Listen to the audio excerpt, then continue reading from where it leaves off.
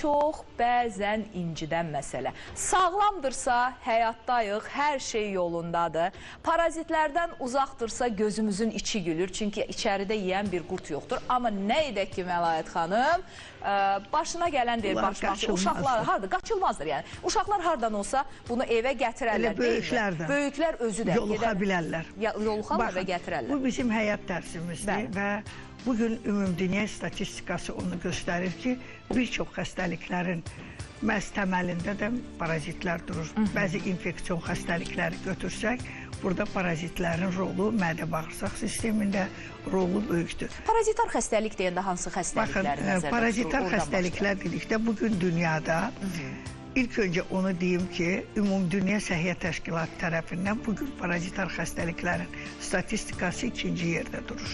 Və onun bir çox xəstəlik fəsadları və xəstəlikləri var. Və parazitar xəstəliklər ilk öncə deyim ki, 3 qrupa bölünür. Girdə qurtlardır, lent şəkillilərdir və sorucu qurtlardır. Hamısı mı qorxuludur? Bəli, Səhiyyə Təşkilatının, Səhiyyənin xüsusi əmr bölümü var ki, burada bir çox tibb işçilərinin birbaşa vəzifə borcudur. 188-ci əmri və 217-ci əmrə əsasən birbaşa bütün tibb işçilərinin parazitlərlə mübarizəsi vəzifə borcudur. Ona görə ki, parazitar xəstəliklər bugün çox yaygındır. Miqrasiyanın da burada rolu var. Təbii ki, qida rasionunun da bizim fast foodlardır, restoranlardır, bugün getdiyimiz ictimai yerlərdir, istifadə etdiyimiz təmiz yuyulmamış göyərtilər, çirkin əllər. İnsan hər zaman istənilən yerdə yoluxa bilər. Bax, bu ekranda gördüyünüz parazitlər... Bunlar yəni insan bağırsağından çıxan qurtlar. Baxın, burada 3 qurt var. O bizim xəstəmiz, pasiyentimiz göndərib 11 yaşında uşaqdan gəlib tökülən parazitdir. Bundan qabaq ki, o görüntü var idi orada. 3 qurt, orada enterobiyoz da var. Orada trixanella qurdu var və askarit var. Baxın, burada gördüyünüz qorxularından biri idi, eləmi? Qurtların deyərdim ki, hamısı qorxuldu. Burada gördüyünüz görüntülərin hamısını evdən valideynləri bizə göndərdi. Bu trixanella qurdudur. Birbaşa ali sinir sisteminə təsir edən qurt növüdür. Və o qurt növləri var ki... Jalə xanım, gələnlərə deyin o qurtla bağlı yoxlansınlar. Bəli, sinir sistemində çox böyük rolu var. Bax, bu nədir? Və onlar enterobiyozlardır, askaritlərdir. Bu askaritlərdir. Ləmlə deyirdilər o vaxtda, yadıma gəlib, bunların hamısı askarit parazitləridir. Bunları evdən valideynlər birbaşa çəkir. Bu da qurtdur. Bu lent şəkillidir, öküz solüseridir. Və bu uzunluqda bizim var. O qədər deyil. Bəlkə hərdən bir 12 metrə qədər o qurt insandan xaric ola bilir. Elə olub banka ilə doldurub, gətiriblər, qoyub elə deyib. Valideynlərə də çox maraqlı olur. Axı, valideyn bunu gözünlə gördükdə ona daha çox təsir edir ki, bunun bədənində uşağının nə qədər parazit var. Bu askaritlər özü, məsələn, orada hətta görüntüdə var, diri şəkildə olanı da var. Bunlar, baxın, görürsünüz, bunlar da enterobiyozlardır və burada da görünən lent şəkillilərdir. Parazitlər o qədər çoxdur ki, yaygındır ki, insan orqanizmində olduqda ən çox həssaslıq verir allergik həssaslıqlar. Allergik həssaslıqlar, məsələn, bəzən uşaq yuxudan durur, ürək bulanma, baş ağrı, öyümə, qusma, gecə diş qıcama, bəzən valideynlər həddindən artıq uşağın gecə narahat yatdığını müşahidə edir. Yataqda o yan bu yana o qədər çevrilir ki, səhərəcən uşaq yata bilmir. Bəlkə siz o zaman başlayasınız əlamətlərdən. Çünki Məlahət xanım, biz dədə-babadan bunu eşitmişik. Ağzın qırağından su gəlirsə, dişləri qıcıyırsansa. Yəni bizim bildiyimiz budur. Amma siz neçə ildir bu ağızdan qoxu gəlmə. Ağızdan qoxu gəlmə. Bəli, o da belə parazitlərin ilkin alamı. Uşaqlarda aşırı yaddaşı zəif olmaz. Bu görüntünü deyirdim ki, bu görüntüdə, xəstədə, bundan qabaqki görüntüdə bir xəstədə 3-4 növ qurd olursa, təbii ki, burada uşaqda dərsi qavrama qabiliyyəti, yuxusuzluq, həddindən artıq aşırı əsəbiliyin olması və mədə-bağırsaq sistemində göbək ətrafı sancıların olması, ləmblyozlardan bayaq sual verdiniz. Ləmblə parazitlərin bir növüdür. O da, məsələn, əhali arasında onu qurt növü kimi deyirlər. Amma o əmöblərə aiddir.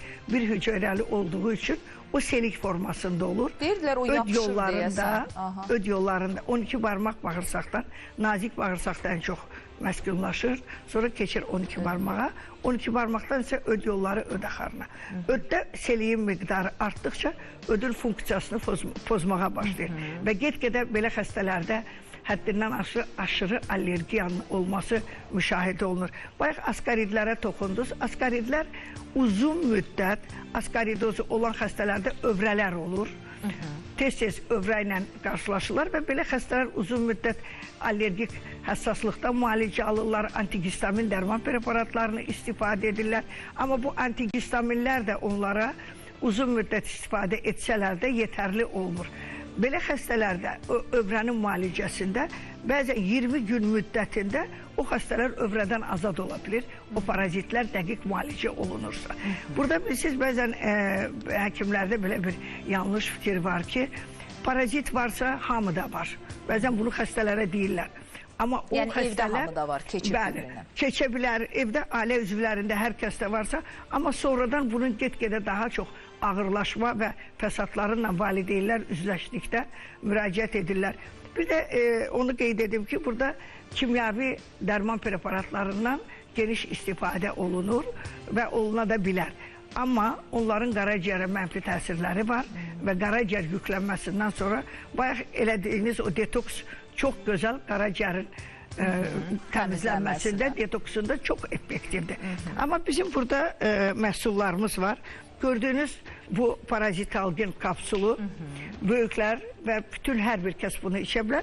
Bunlar mənim patentim əsasında hazırlanıb, tam Səhiyyə Nazirliyi ilə təsdiq olunub və üstündə Məlahət, Doktor Məlahət qologramması var. O zaman Doktor Məlahət xanım, mən sizə bir sual verim. Yanlış anlaşılma olmasın deyə. Yəni, mən həkimin müayinəsində olmadan qurd olduğunu bilirəmsə, rahat gedib əczaxanadan onu ala bilərəm mi? Bunlar yalnız Nərgiz klinikasındadır. Bunların heç birini mən satışa vermirəm. Ona görə vermirəm ki, bir-iki dəfə gördüm ki, bunlar saxtalaşdırıldı və onlar bu yalnız Nərgiz klinikasındadır, aptekindədir və özümüzün aptekimiz var, orada satış var. Və bu siropu kiçik yaşlı uşaqlar, hər bir kəs bunu istənilən zaman istifadə edə bilər. Qurd oldu, olmadı mı? Profilaktik olaraq istifadə edə bilərlər. Amma istənilən qurd növünün təmizlənməsində bunların hər birinin dediyim kimi üstündə qologramması da var, qeydiyyatı da var və bunların hər biri sertifikatlaşmış, qida təhlükəsizliyindən keçib və tam analitik mərkəzdən keçərək təsdiq olunmuş preparatlardır. Bunlar illərdir efirdədir və bunu bizim bütün ölkələrə getdiyim zaman da mən bunları hər zaman bu yaxındakı sərgimizdə də mən bunları çox gözəl nümayiş etdirdiniz. Çox gözəl. Məlahət xanım, suallar çoxdur. Mən bir-bir suallardan istəyirəm səsləndirim, amma video görüntülərdə var. Gəlin birinci video görüntüyə keçək daha sonra. Çünki burada məsələn, mən bizim Ahidə anadan xahiş etsəm, məndən inciməsə, növbəti dəfə bu sualı versəm. Çünki anamızın 77 yaşı var. Hər kəs sizi qurdla yanaşı saç tökülməsinə qarşı mübarizə ilə də nə qədər öncül olduğunuzu bilir. Mən hətta bilirsiniz nə deyərdim? Ana, əgər Bakıda yaşayırsansa dur gəl bura. Dur gəl baxsın Məlahət xanım gələn həftə. Suallarını versin, saçına baxsın, başına baxsın, nə yardım edə bilər. Burada əgər studiyamıza gələcəksinizsə tam təmənnasız olacaq. Bax, bunu da xüsusi vurğulamaq istəyirəm. Saç tökülməsi səpkilərlə bağlı var. Mən xahiş edəcəm, biz bunlara növbəti dəfə bir gün saç tökülməsinə ayıraq, bir dəfə səpkilərə ayıraq ki, zamanımız çapsın. Bəli, ona görə izləyicimdən üzrxahlığımı etdim və istəyirəm bir video təqdim edək. Diqqətlə qulaq asaq bu videoya. Məlahət xanıma ünvanlanan videodur.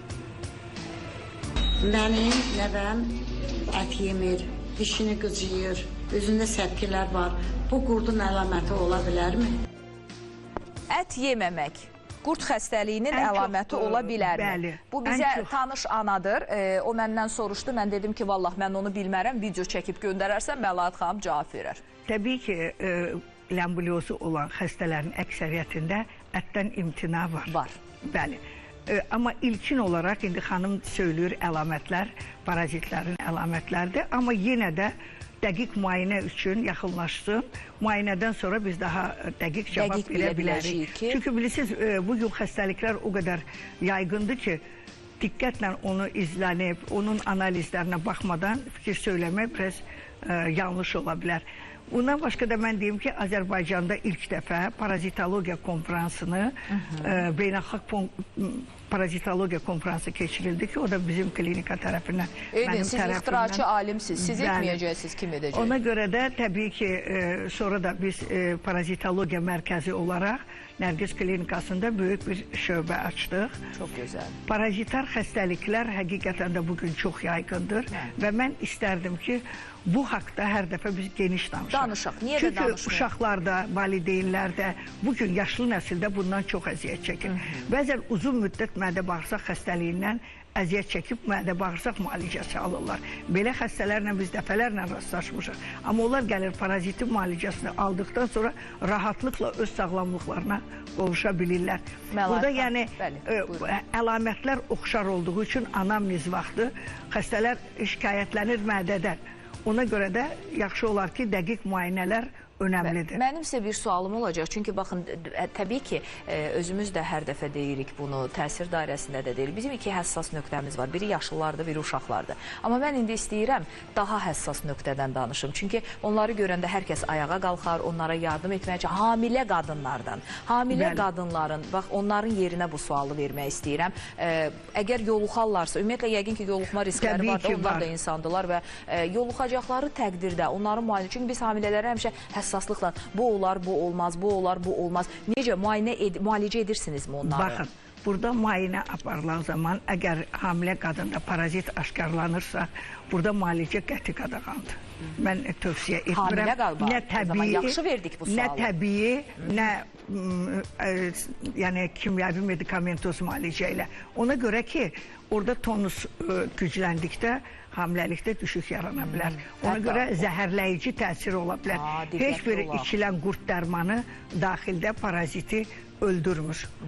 İflic edərək salır. Ona görə burada çox diqqətli olmaq lazımdır və hamiləlikdən öncə tövsiyə olunur ki, hamiləlikdən öncə analizləri versinlər, buna diqqət yetirsinlər. Əslində mən gələn dəfə istəyirəm, bax bura mətbəximin, kiçik mətbəximin masasına biraz bəzi, belə deyim də, bizə lazımlı olan, dədə-babadan istifadə etdiyimiz, məsələn, balqabaq tumu.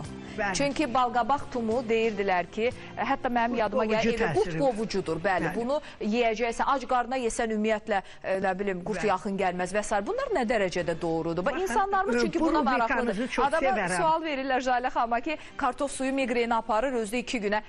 Həkimlər deyir, yox, amma mən sizin xətrinizə onu dəqiq yoxunu və ya həsini demək üçün 2 gün miqrenim tutanda o kartof suyunu içəcəm. Amma balqabaq tumunu, yəni yenə deyirəm, mən yaşlı insanlar, nənələr, babalar istifadə edib görmüşəm. Nə dərəcədə doğrudur? Baxın, bunun tərkibinə görə tərkibi sinklə zəngindir və qurd qovucu da effekti var. Var, o zaman yeyək. Amma onu tək istifadə etməyi tövsiyə etmirəm. Çünki bəzən elə qurd növləri var ki, yüngül təsir eləyə bilər, biraz qurd tökülə bilər, amma bu tam müalicə demək deyil. Burada istənilən bitki, istənilən nəzərdə tutduğunuz mixəkin də qurd qovucu təsiri var. Məsələn, qara bibərin də qurd qovucu təsiri var. Məsələn, Pakistan, Hindistan tərəfdə görürsün nə qədər acılı istifadə olunur. Onlarda infeksiya, parazit çox olduğu üçün daha çox istifadə edirlər. Yəni, istifadə oluna bilər profilaktik olaraq. Amma o demək deyil ki, o sırf qurdun müalicəsidir. Burada yanaşı müəyyən qarışımlar olmalıdır ki, onu da gələn verilişlərimizdə dediyiniz kimi daha geniş onu müzakirə edərik. Bizə növbəti izləyici sual göndərir. Biz çalışaq ki, çünki mən onlardan israrla video görüntü istəyirəm. Əgər onlar göndərirsə, mən onları mütləq təqdim etməliyəm. Növbəti bir video görüntü var, sual var, onu izləyək. Mənim 9 yaşında dəvəm var. Onda qurd olub-olmamağını biz necə bilərik? Neçə vaxtı narahatdır, yeməyi də bir balaca zəifləyib. Biz nə edək ki, onun qurd olub-olmamağını bilək. Buyurun. Təbii ki, burada dəqiq müayinə lazımdır. İştahsızlıq, halsızlıq, belə uşaqlarda göbək ətrafı sancılarının olması, aşırı əsəblilik, belə uşaqların ümumiyyətlə uzun müddət, məsələn, görürsünüz, yeməkdən imtina, boydan çəkidən geri qalma, bu kimi əlamətlərlə viruzə verə bilər. Amma dəqiq müayinə üçün klinikamızda bizdə xüsusi nəcis paneli var ki, bu panellə bütün qurd növlərini aşkarlamaq mümkündür. Mən bu xanıma deyərəm, çünki mən gündə onunla rastlaşıram. Bizim təsir dairəsi izləyicisidir. Sadəcə mən hər kəsə demişəm, kimin nə sualı varsa video görüntü formasında atın. Biz mütləq onu Məlaət xanıma ünvanlandıracağıq. Deyəcəm ki, gəlməlidir və o panellə bağlı siz dəqiq deyəcəksiniz. Ümumiyyətlə, sadəcə o panelmi, yoxsa qanla da bilinir? Baxın, burada antiteli təyin etmək üçün qanda da götürülə bilər, saskop yaxmada götürülür. Həmçinin də nəcis paneli ilə bu tam aşkarlana bilir. Aydındır. Bizim bir təşəkkür videomuz var. Mən əslində buradan bir məsələyə toxunum və israrla sizdən həmin insanların bura gələndə bura dəvət etməyinizi istəyəcəm. Adətən biz nə görmüşük? Biz görmüşük ki, bugünə kimi də təbii ki, indi şükür Allaha öz səhiyyəmizdə nə qədər yeniliklər var və biz görürdük ki, bizim insanlar müəyyən məşhur adların arxasınca xaricə yön alırdılar. Amma mən eşidəndə ki, qoy elə çox uzağa getməyim. Qardaş Türkiyəyə gedim, sonra keçərəm digər ölkələrə. Çünki uşaqlıqdan dinləyənlər, onları tanıyanlar çoxdur. Mən eşidəndə ki, Kibariyə durub Nərgiz xanımın sorağına Azərbaycana gəlib. Safiyə Soyman idi, deyil mi? Bəli, Safiyə Soyman da gəlib. Durub Məlahət xanımın sorağına Azərbaycan. Deyirəm ki, o zaman biz niyə buradan bura bunu etmirik ki? Dünya ulduzları gəlir onun sorağına və mən onlar bura gələndə yenə deyirəm, ən azı video görüntüləri gələn dəfədən bir yayımlayaq istəyirəm. Çünki həqiqətən onların sizə ağız dolu, ürək dolu təşəkkürləri var. Amma indiki, belə deyim, təşəkkür sadə bir vətəndaşdan olacaq. Ulduzları saxlayırıq növbəti dəfiyə. Buyurun. Gözəl qızımızın dərisində problem var idi. Gördüyünüz kimi burada şəkilləri də görünür ki, dəri altı səpkiləri də çox idi, qızartıları da çox idi. Amma indi maşallah bir ay ərzində çox gözəl nəticəsi var. Qəşəng də sağalması var. Allah qoysa 2 aydan sonra vəbşə tam gözəl, hər tərəfli müalicəsi olunacaq. Biz də çox razıyıq Məlahət xanım. Bəli, təşəkkürlər. Sağ olun. Sağ olsunlar. Bax, mənim bu təşəkkür videoları həmişə ürəyimə yağ kimi yayılır. Çünki insanlarımız sağlamlığa qovuşurlar və bunu. Bu səpkilər çünki çox halda qurdun əlamətləri olurlar. Əslində yenə deyirəm, onunla bağlı da sual var. Amma səpkilər, növləri, bunları başqa bir vaxtda danışaq sizinlə. Bir sual da verəcəm. Adətən bunu çox adam bilmir və sadəcə məsələn gəlir dərmanı, siropu alır, gedir içir, sonra da gəlir ki, bəs necə oldu, bu qurtlar getmədi. Xüsusi profilaktik qaydalar. Məsələn, mənim yadıma gəlir, deyirdilər ki, əlində qaynar ütü, yatağın... Gigiyenik qaydalar. Gigiyenik qaydalar, bəli, bunları edəcəksən, alt paltarları uşaqların izləyicidən üzr istəyirəm, mütləq ütüləyəcəksən, qaynar və bütün ailə üzvləri eyni disiplində hərəkət edəcəklər. Bunlar yəqin ki, doğrudur. Parazitar xəstəliklərin müalicəsində gigiyenik qaydalar mütləq şərtdir. Mütləqdir. Dediyiniz kimi, qurd yumurtanı qoyur səhərə yaxın. Uşaqlar o alt paltarından gəzdikdə, səhər duranda valideyn onu mütləq dəyişməlidir. Çünki qurd artıq orada. Əgər orada o alt paltarından gəzirsə, təbii ki, təkrar yoluxacaq. Dırnaq yiyən uşaqlarda təbii ki, təkrar yoluxma olacaq. Məsələn, Semişka bugün tum çox dəbdədir və axşam olanda hamı çox sevir.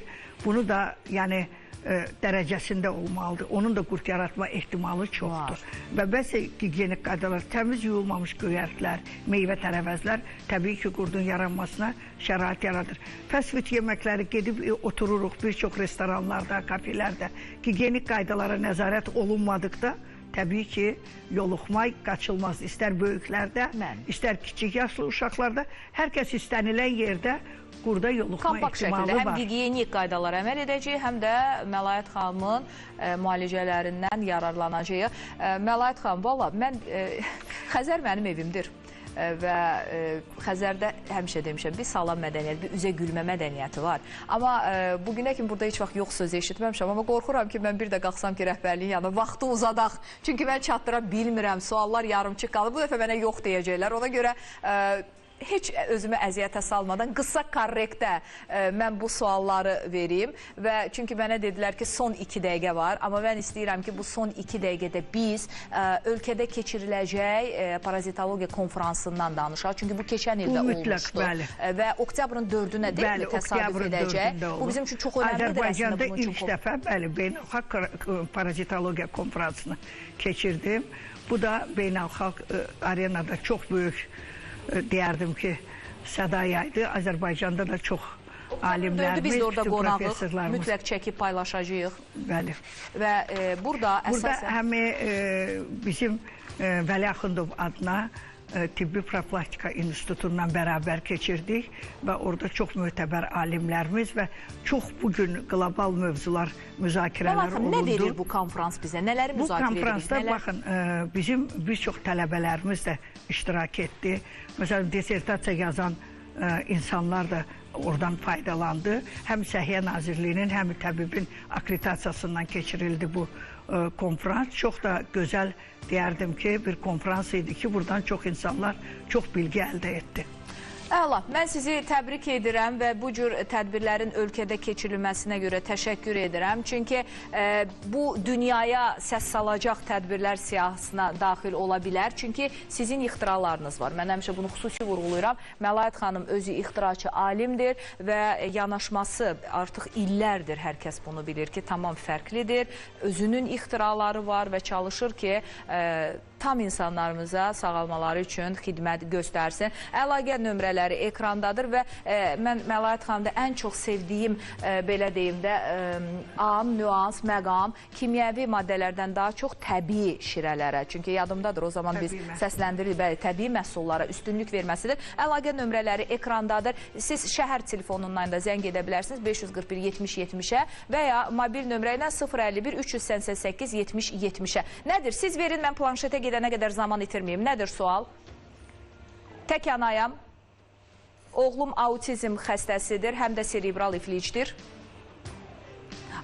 Biz quyruq qurdu aşkarlanıb onda. Heç bir problem yoxdur. İstədiyi zaman klinikaya müraciət etsin. Biz onu verilişin adından necə lazımdır, tam təmənnasız o zaman belə edək, gələn həftə dəvət edək. Autizmdə də parazitlərin rolu çox böyükdür. Bax, bizim üçün yeni bir cığır açıldı. Məsələn, heç buna toxunmamışdı.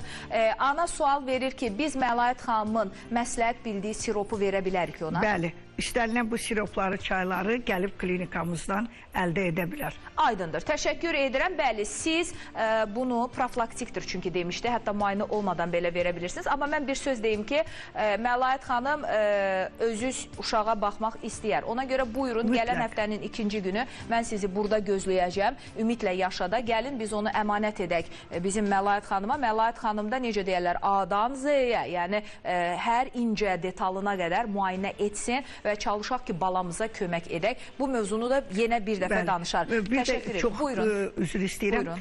Tibbi parazitologiya kitabını sonuncu nüsxəsini Tibb Universitetində tələbələrə dərslik olaraq təqdim etdim. Neçənci kitabdır bu, maşallah? Bu 4-cü kitabım idi. Çünki mənim yadımdadır. Ən çox, məsələn, sevdiyim işlərimdən biri də o tibbi parazitologiya kitabıdır. Bilirsiniz, Məlayət xanım, Allah hamıya uzun ömür versin. Sizə də həmçinin, bizə də həmçinin. Amma hamımız bilirik ki, biz bu həyatda bir gün varıq, bir gün yoxuq. Amma bizim kitablarımız, bizim ixtiralarımız, bizim insanlara bir faydamız toxunacaqsa, biz həmişə yaşayacağıq.